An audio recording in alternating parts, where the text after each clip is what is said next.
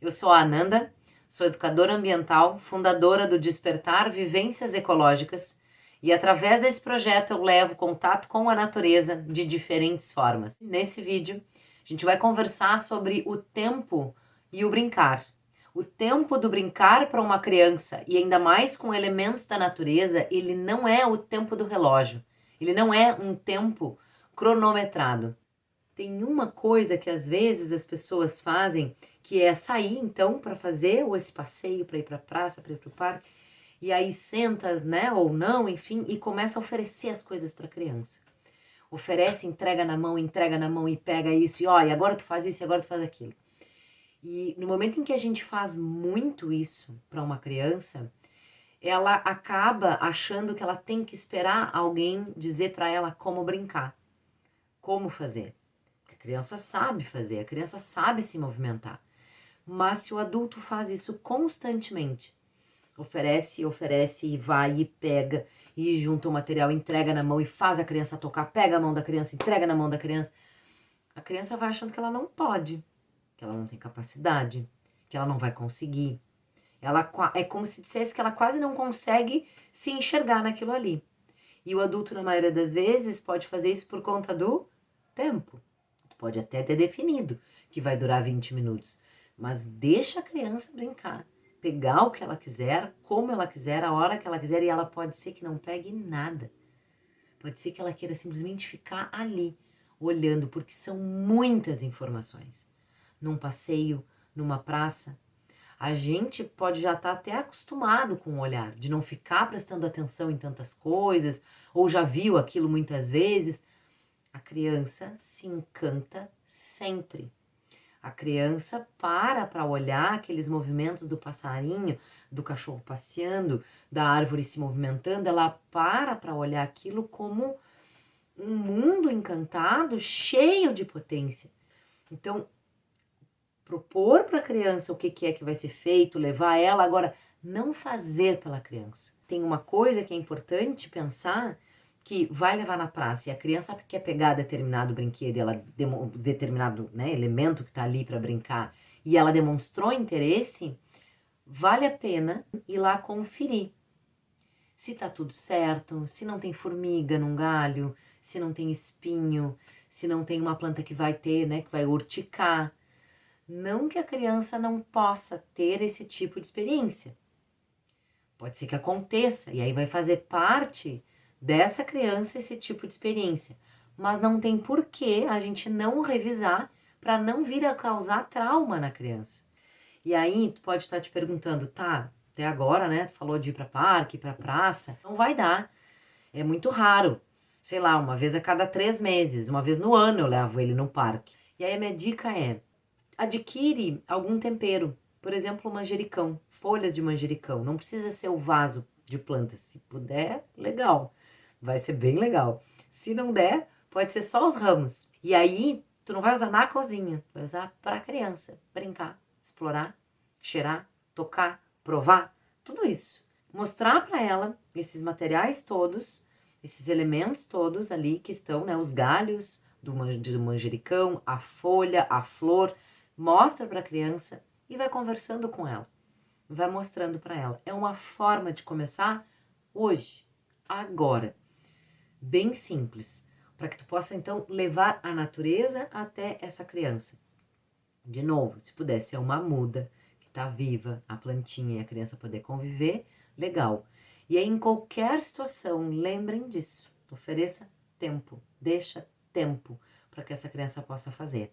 E aí tu pode estar te perguntando de quanto em quanto tempo, com qual frequência tu faz esse tipo de coisa. Oferece, né, a natureza para a criança brincar. E a resposta é sempre que for possível, sempre que tu puder. Se puder todos os dias, se puder ter na casa um canto cheio de coisa da natureza, uma caixa com areia, uma caixa com terra, uma caixa com pedra, vai fazer sujeira, vai fazer sujeira. Mas nada que a vassoura não limpe. Depende da casa, depende do contexto. Cada um tem um contexto familiar. Mas a gente aprende que dá para varrer, que dá para aspirar. E aquela brincadeira foi super potente. Uma caixa com areia e umas pedrinhas dentro, ou só uns galhozinhos e uns potinhos, rende muito tempo de atividade, muito. Então, sempre que puder, e observa aquela criança, o quanto ela gosta, o quanto ela pede, pergunta, e vai conversando. Observa ela o antes e o depois para saber com que frequência que dá para fazer isso. Tem uma história de uma turma de bebês que foi fazer uma atividade com argila.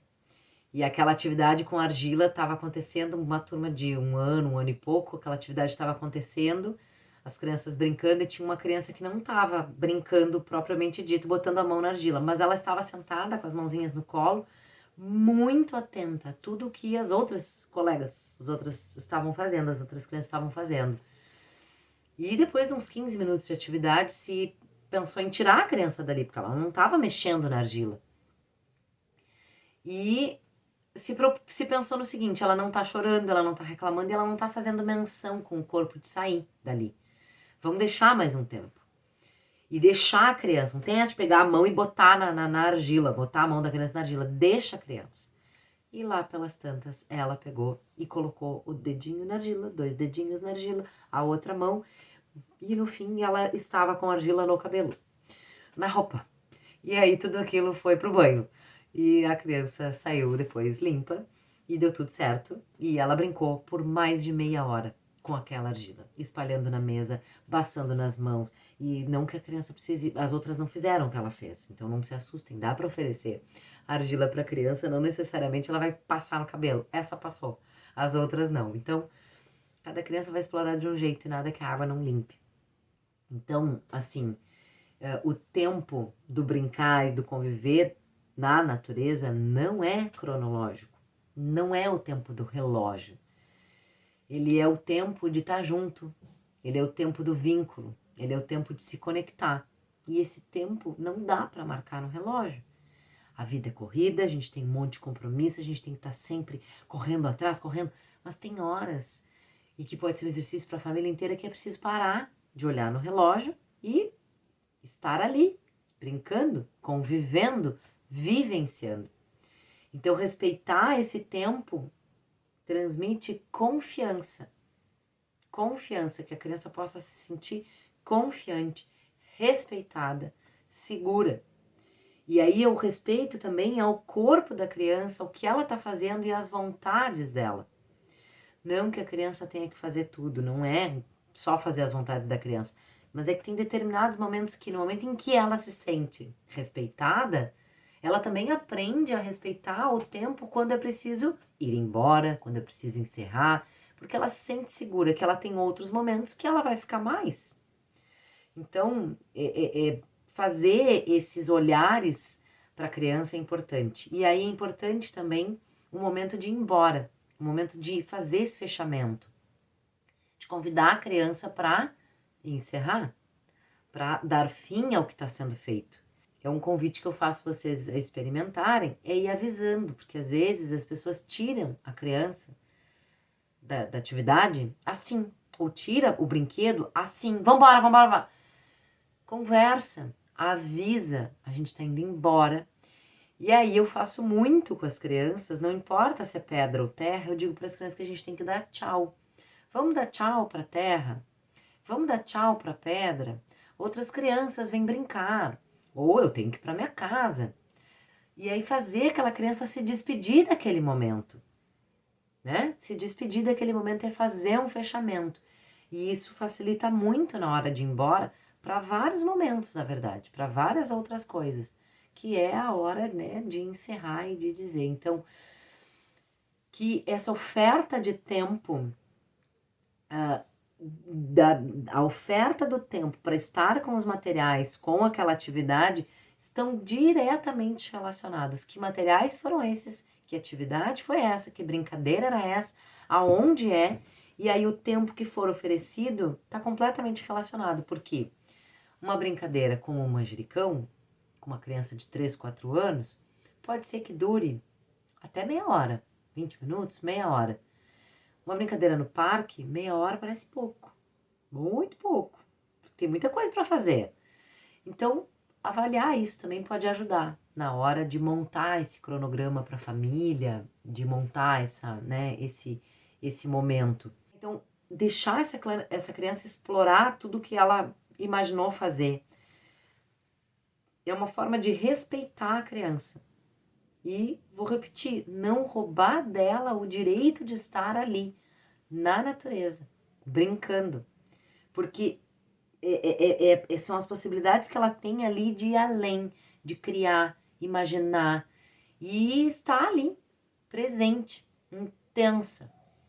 A criança por si só, ela tem curiosidade pelas coisas, pelo mundo natural.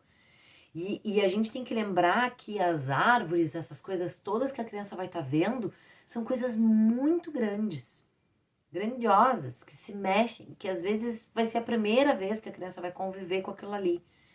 E quando a gente repete uma coisa, não precisa inventar milhões de coisas, vai sempre para o mesmo lugar, vai sempre para o mesmo parque, tá tudo bem. Para a criança, essa repetição desse lugar não é como se ela estivesse fazendo a mesma coisa, porque ela vai descobrir coisas diferentes para fazer lá, sempre. É uma forma da criança explorar a sua potencialidade, a sua autonomia, a sua criação, a sua capacidade de fazer as coisas, de se conectar e descobrir o mundo. Na verdade, se há alguma dúvida sobre o quanto vai valer a pena, o quanto de tempo o adulto vai ganhar, pensa nisso, planeja uma semana de atividades assim e vê no que vai dar. Vê como é que vai ser esse comportamento. Espero que tenha ajudado e que vocês consigam experimentar essas tantas possibilidades do brincar para a criança. E é isso, a gente segue junto, contem comigo e até uma próxima.